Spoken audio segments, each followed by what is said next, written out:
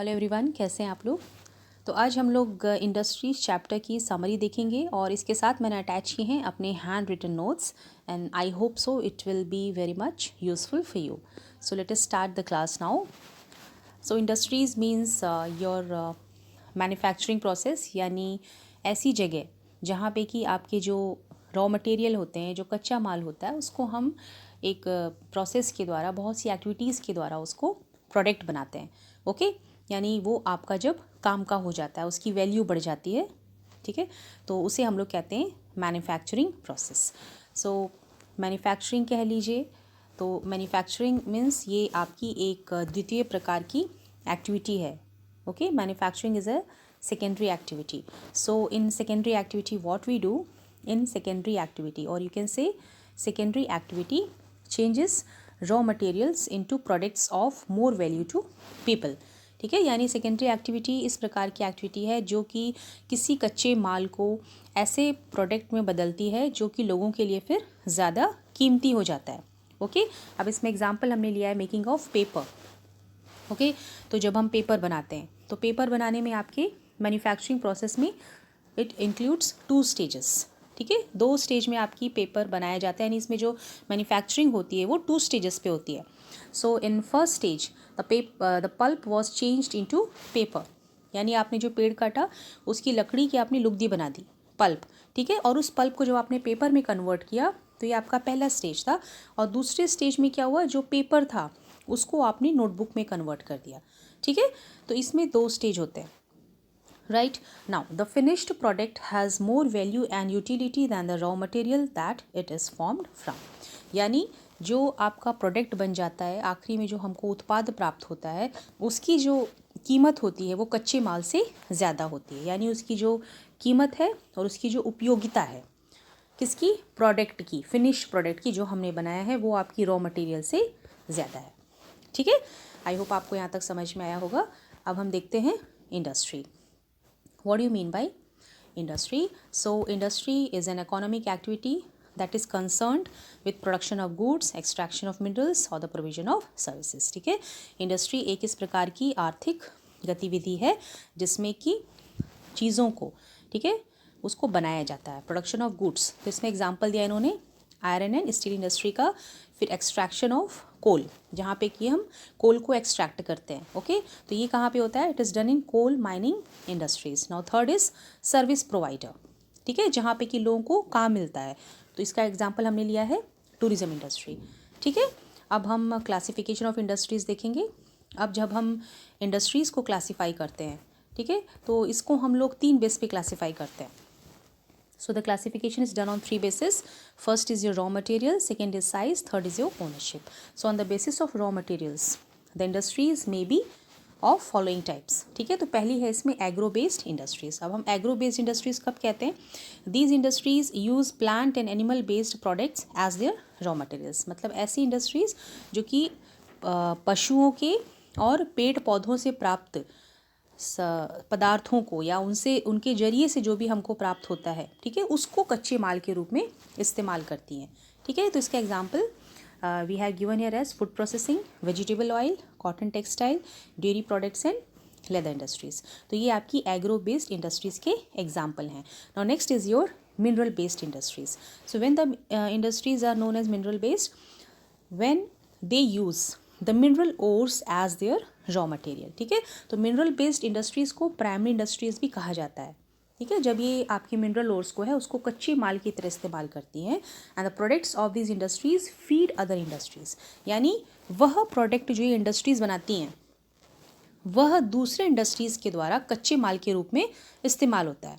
ठीक है, जैसे एग्जांपल इसमें क्या है, जो हम लोहा बनाते हैं, okay, iron made from iron ore is used as a raw material in heavy machinery, building materials in railway coaches. ठीक है, अब हम जो तीसरी प्रकार की इंडस्ट्री है वो है आपकी मैरीन बेस्ड।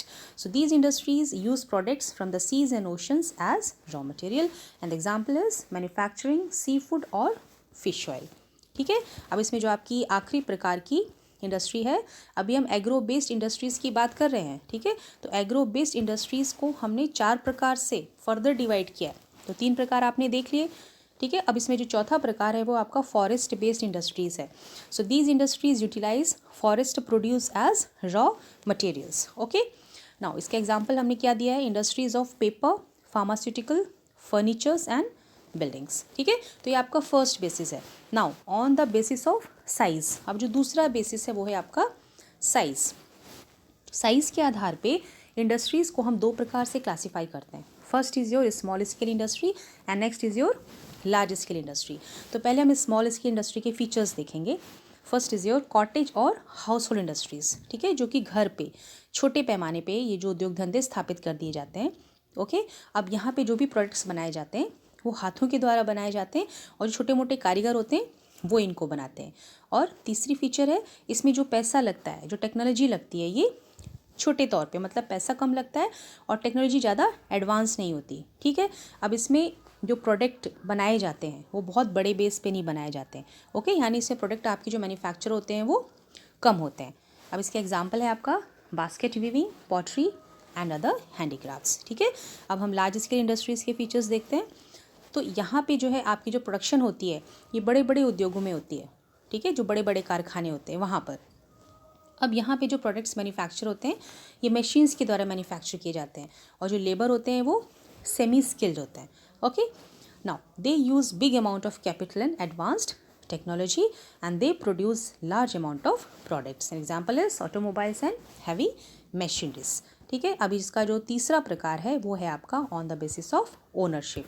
तो ओनरशिप के बेसिस पे हमने इंडस्ट्रीज़ को क्लासीफाई किया है आपका private sector industries and your public sector industries, joint sector industries and your cooperative sector industries.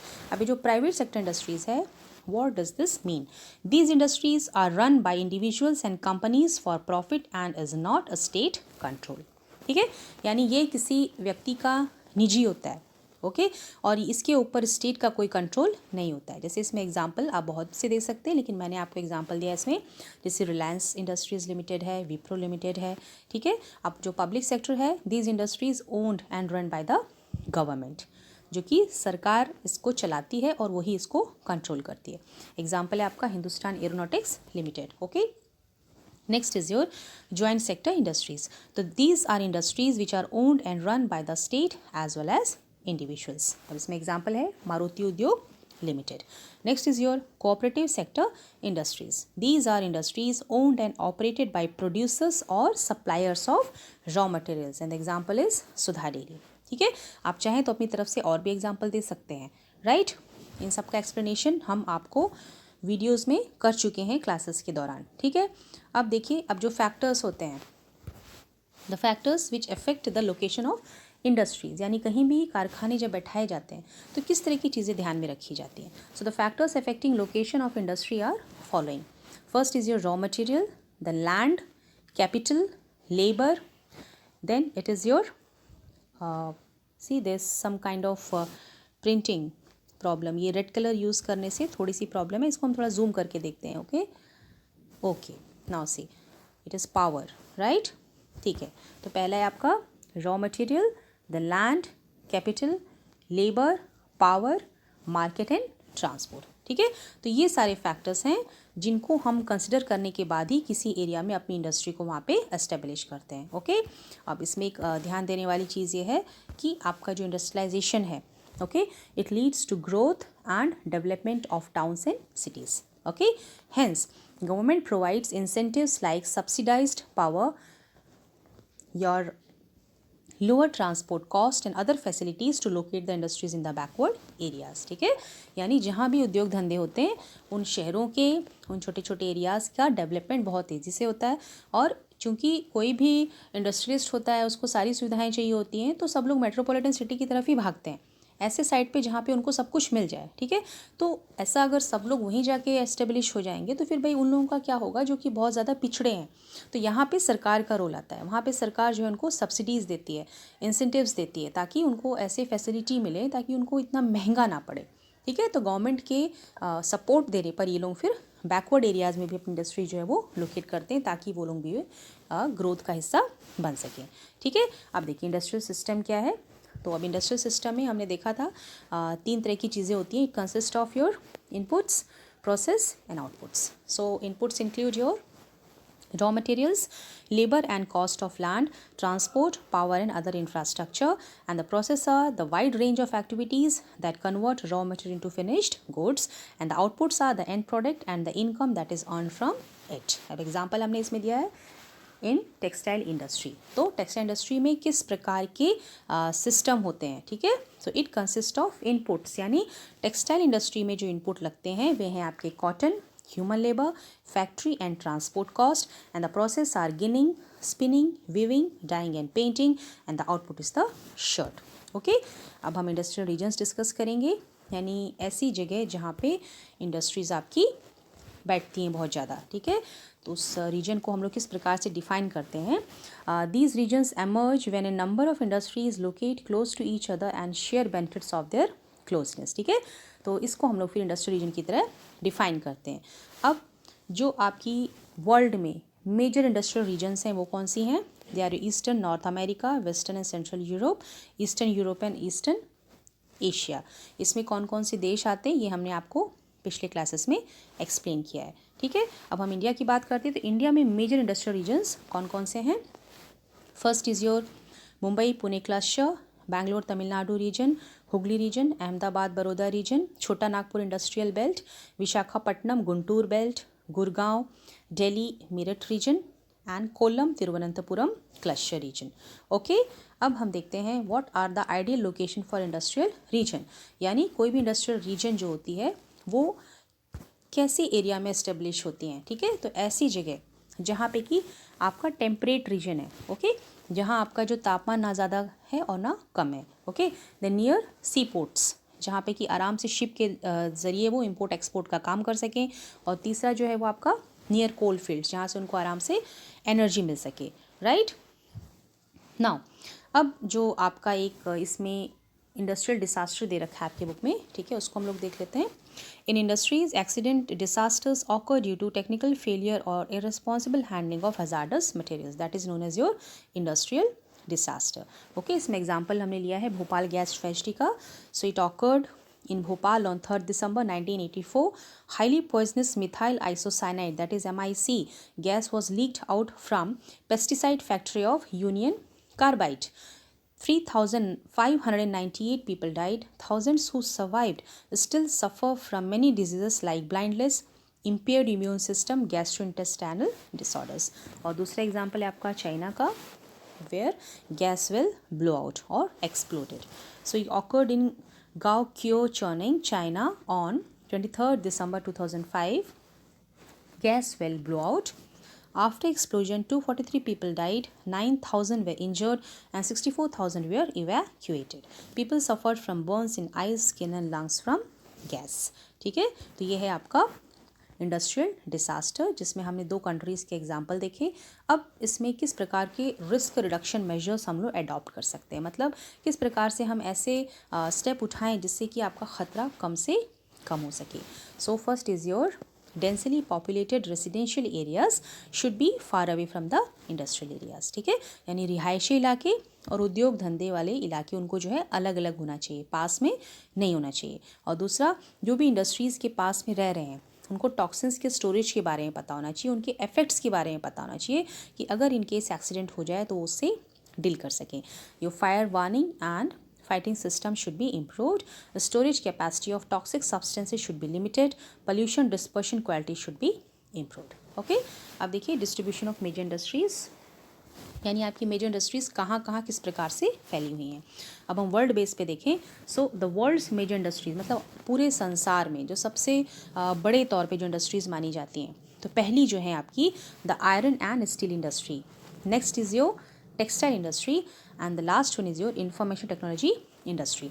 अब इसमें जो ये 2 इंडस्ट्रीज़ हैं पहले की, iron and steel industry and the textile industry, they are the older industries, ये पुरानी इंडस्ट्रीज़ मानी जाती हैं।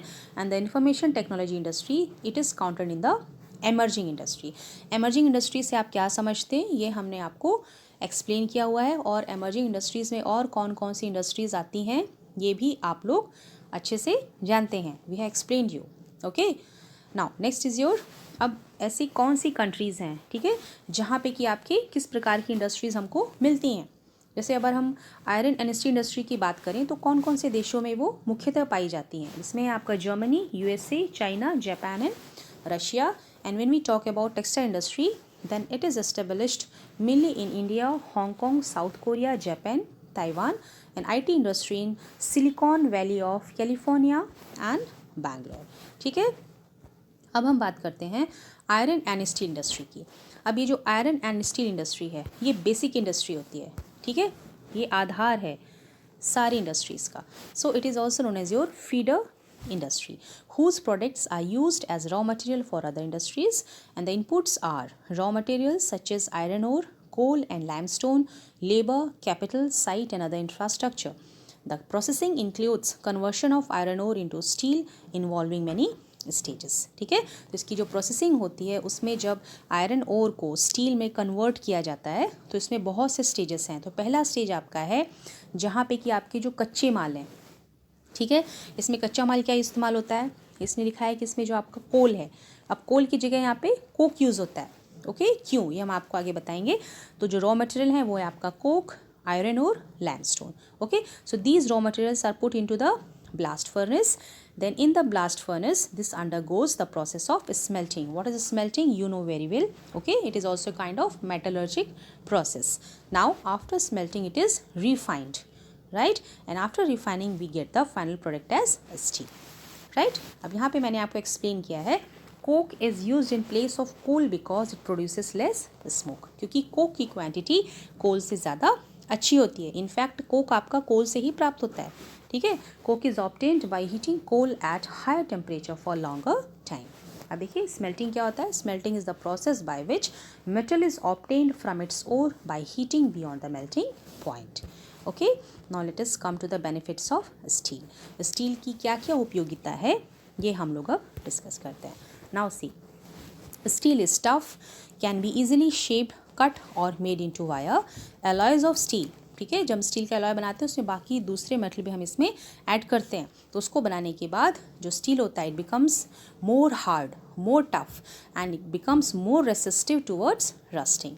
Now third one is steel is use to make almost everything, ठीक है, छोटे से बड़ा सामान, आपका सेफ्टी पिन से सुई से लेके आपका जो भी बड़ा बड़ा सामान है, जैसे आपके शिप्स हैं, ट्रक्स हैं, फार्म मशीन्स हैं, and there are so many various products into which your steel is used. यही कारण है कि हम स्टील को बैकबोन ऑफ मॉडर्न इंडस्ट्री भी कहते हैं। ओके, अब देखिए स्टील और आयरन इंडस्ट्री की लोकेशन हम लोग पढ़ लेते हैं। इसमें किस प्रकार की लोकेशन इसकी हम लोग देखते हैं। देखिए पहले जो आपका बिफोर 1800 AD ये कहाँ पे आपका लोकेट किया जाता था। Before 1800 AD it was located near place with easy availability of raw material, power and labor। यानी पहले पूरी तरीके से प्राकृतिक स्थितियों पे निर्भर रहता था इंसान, मतलब जहाँ जहाँ प्रकृति ने हमको सुविधा दी है वहाँ पे हम अपनी इंडस्ट्री जो है बैठा दें, ठीक है। और बाद में क्या हुआ, जब थोड़ा सा साइंस टेक्नोलॉजी विकसित हुआ, जब थोड़ा रेलवे लाइन बिछ गई, कैनल्स बनने लग गए, उसके बाद इसको जो है कोल फील्ड कैनल्स और रेलवेज़ के पास एस्टेब्लिश किया जाने लग गया। और 1950 के बाद जब ये बहुत ज़्यादा एक्सपैंड हो गया इंडस्ट्री, ठीक है, जब इसका काम अलग अलग देश के दुनिया में फैला, ठीक है, तब उसके बाद जो है ये जो है लोकेट होने लग गई बड़े बड़े प्लेन एरियाज़ में, और कहाँ पर, नियर सी पोर्ट्स।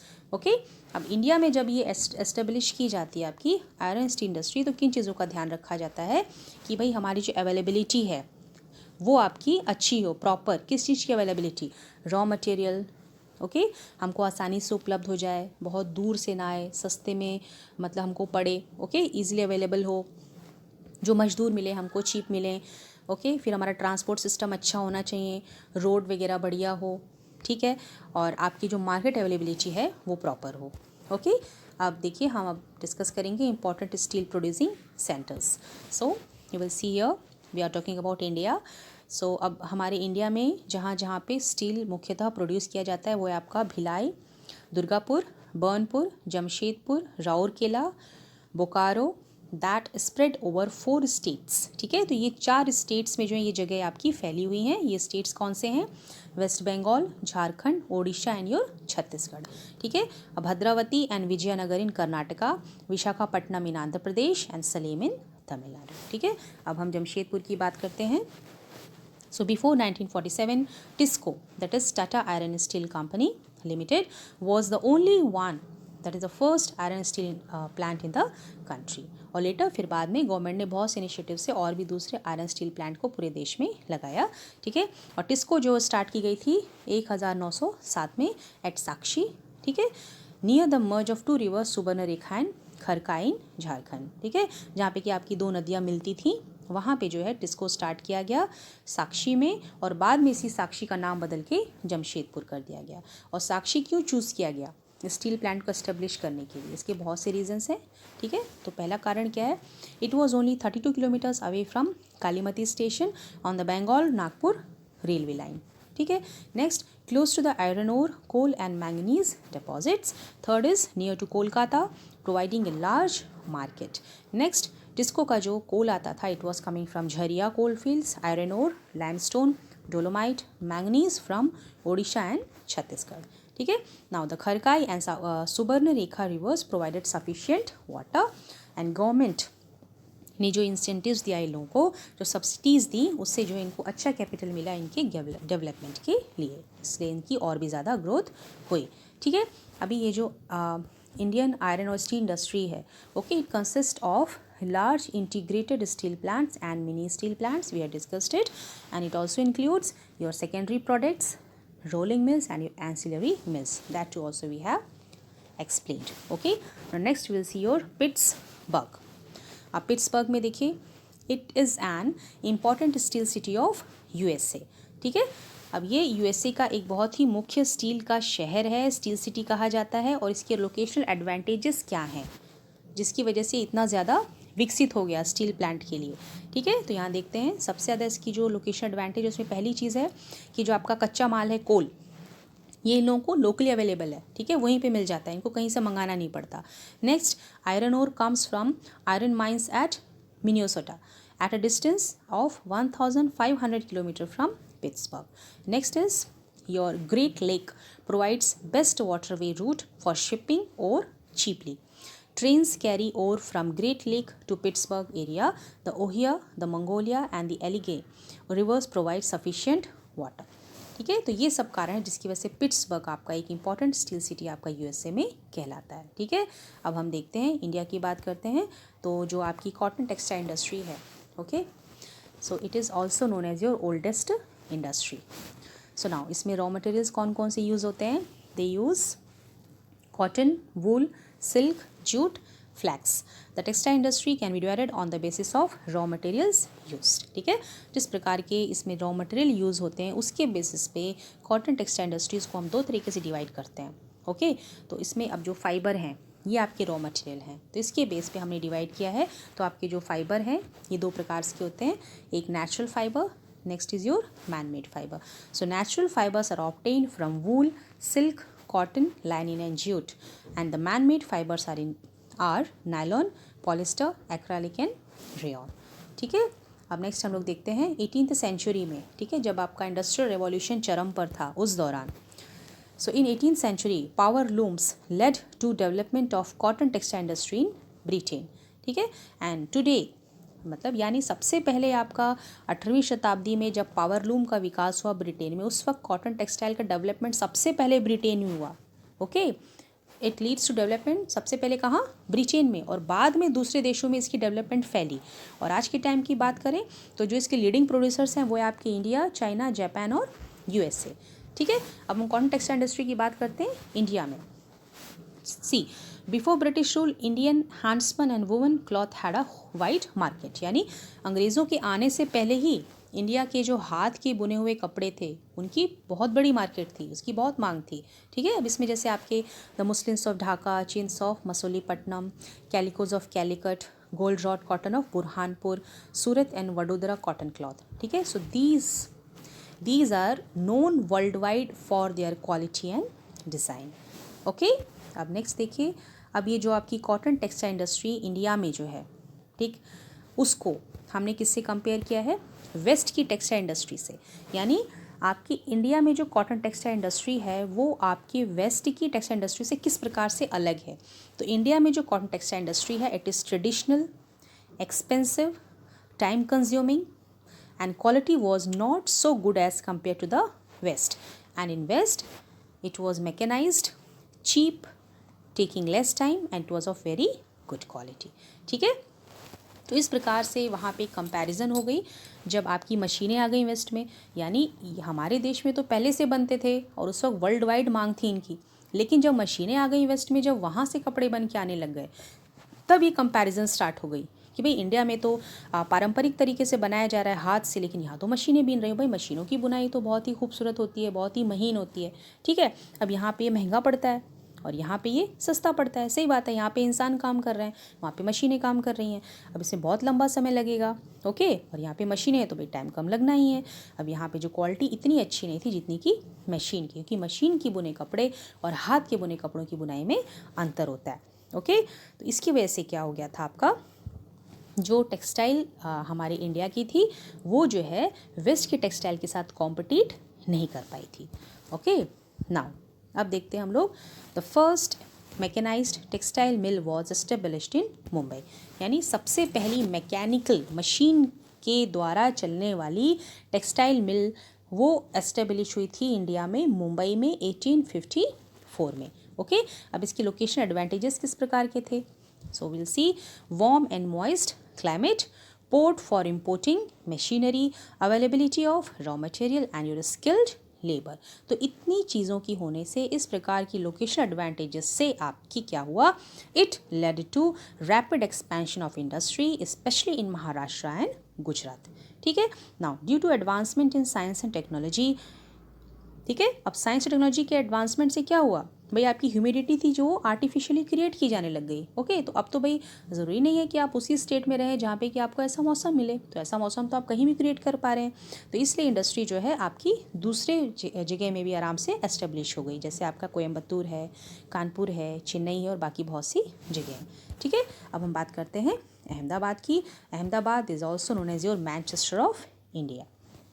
ठीक है, now it is located in Gujarat on the banks of Sabarmati river and first mill was established in 1859।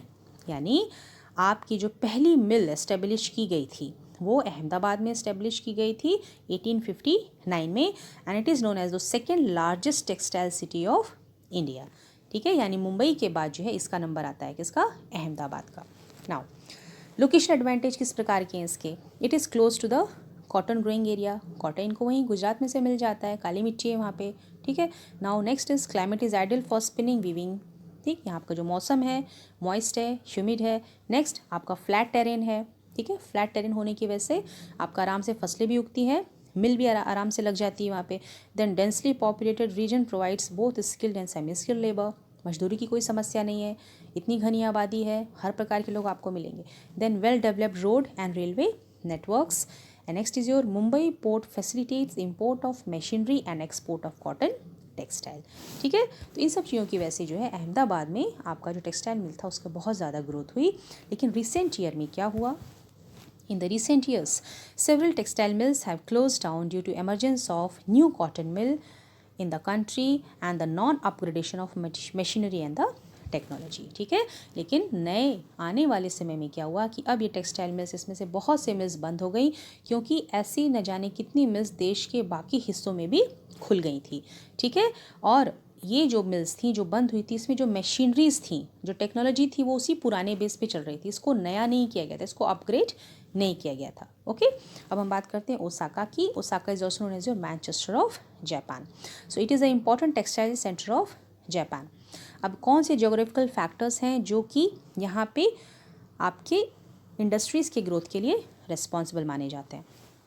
Now see the extensive plain led to easy growth of cotton mills. Next is your warm humid climate suited to spinning and weaving. Next is the rivers Yodo provided adequate water. Labor is easily available. Location of port facilitates availability of transport of। ठीक है, अब ये देखिए, इसमें मैंने बहुत से points हैं इसमें जिसको मैंने डिवाइड कर दिया है। यानी अब इसमें मैंने इस चीज़ को इसलिए आपको इम्पॉर्टेंट बताया, इसका कारण है मैंने आपको ये अलग से दिया है कि ये जो ज्योग्राफिकल फैक्टर्स हैं, ठीक है, एक्सटेंसिव प्लेन है, आपका क्लाइमेट है, रिवर योडो का जो पानी देना है, फिर जो लेबर है, ठीक है, उसके अलावा अब जो लोकेशन ऑफ पोर्ट है उससे द्वारा इनको क्या फैसिलिटी मिलती है। एक तो वो क्या करते हैं, रॉ कॉटन को वहाँ से इंपोर्ट कर लेते हैं और फिर टेक्सटाइल को एक्सपोर्ट कर लेते हैं। तो मैंने ये क्यों आपको इतना स्ट्रेस देके बताया, क्योंकि जो टेक्सटाइल मिल है ओसाका में, here the textile industry completely depends upon imported raw materials which comes from Egypt, India, USA and China. ठीक है, यानी ओसाका में, जापान में इन लोगों को रॉ मटेरियल नहीं मिलता है, इन लोगों को इसको दूसरे देशों से मंगाना पड़ता है। ठीक है, अब देखिए, it's textile has a good market, लेकिन इनकी जो टेक्सटाइल है, इनके यहाँ तो कच्चा माल नहीं मिलता है, वो तो दूसरे देशों से मंगाते हैं, लेकिन ये जो उसका फैब्रिक तैयार करते हैं, ठीक है, उसकी मार्केट बहुत अच्छी है, उसकी मांग बहुत अच्छी है। क्यों? Because of its good quality and low price. ठीक है, अब जो आपकी आखिरी इंडस्ट्री है वो है आपकी information technology, that is also known as your IT। So now, अब IT में जो आपके इनपुट, प्रोसेसिंग और आउटपुट हैं वो क्या है? It is the storing, processing and distributing the information. Okay, now various technological, political and socio-economic events made this industry global. Location of these industries depend on resource availability, cost and infrastructure.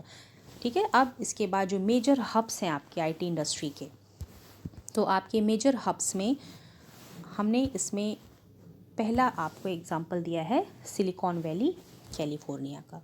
Okay, तो अब हम इसके features देखते हैं। अब ये जो आपकी सिलिकॉन वैली कैलिफोर्निया में है, so this is a part of Santa Clara valley located in north America, Rocky mountains के पास है ये। ठीक है, and the area has temperate climate. और इसके लोकेशनल एडवांटेजेस हम लोग डिस्कस करते हैं। It is very close to the most advanced scientific and technological centers in the world. Pleasant climate with clean environment along with vast space for future development is available here. Then close to major roads and airports, and it has good access to markets and the skilled workforce. ठीक है, अब next है आपका बेंगलुरु। इसको कहा जाता है silicon plateau. क्यों? क्योंकि ये लोकेटेड है आपका डेक्कन प्लेट्यू पे। ठीक है, it have a mild climate throughout the year. And what are its location advantages? Let us see. It has the largest number of educational institutions and IT colleges in India, was dust free with low rents and low cost of living. अब देखिए यहाँ पे was क्यों use किया हुआ है। पहले तो इंडिया बैंगलोर को जो है ना गार्डन सिटी के नाम से जाना जाता था, यानी पहले जो उसका एक एनवायरनमेंट था बहुत ही साफ़ सुथरा, बहुत खूबसूरत था, लेकिन आज बैंगलोर भी काफ़ी पल्यूटेड हो चुका है। ठीक है, इसलिए यहाँ पे लिखा हुआ है was dust free. Okay, now next is Karnataka government was the first state to announce an IT policy in 1992, and it has a good availability of experienced skilled manager. Okay, अब इसके अलावा आपके और जो बाकी जगह जहाँ पे कि आपकी IT इंडस्ट्री के हब हैं वो है आपका मुंबई, हैदराबाद, गुड़गांव, पुणे, कोची, तिरुवनंतपुरम और बाकी और भी एग्जाम्पल्स आप इसमें डाल सकते हैं। ठीक है, तो ये हैं आपके complete notes of your chapter industry. और इसके अलावा कुछ ऐसी छोटी मोटी चीज़ें हैं जिनके बारे में आपको पता होना चाहिए, मैंने जो नोट्स में मेंशन नहीं किया है। ठीक है, उसको आप लोग अपनी बुक से ज़रूर पढ़िएगा। ठीक है, और वो 1 मार्क्स डेफिनेशन में या फिर फिल इन द ब्लैंक्स में अक्सर एग्ज़ाम में पूछा जाता है। Okay, so I hope this chapter is crystal clear in your mind. And आप अब इस चैप्टर के रिगार्डिंग कोई डाउट आपके दिमाग में नहीं होगा, और still if you have any problem you can put it in the comment box. So till that time you read, you study hard, and we will meet again in the next video with your last chapter of geography, that is your human resource. So see you in the next video. Till that time, see you. Bye bye.